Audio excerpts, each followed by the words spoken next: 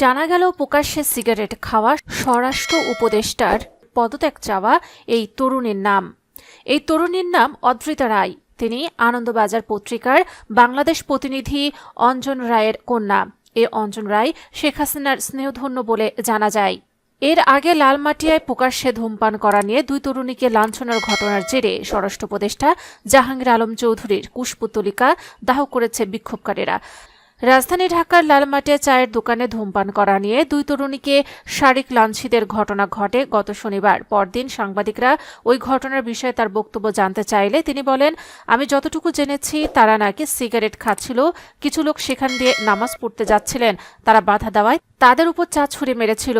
তিনি বলেন, পাবলিক প্লেসে ধূমপান নারী পুরুষ উভয়ের জন্য অপরাধ, তাই সবাইকে অনুরোধ করব কেউ যেন উন্মুক্ত স্থানে ধূমপান না করেন।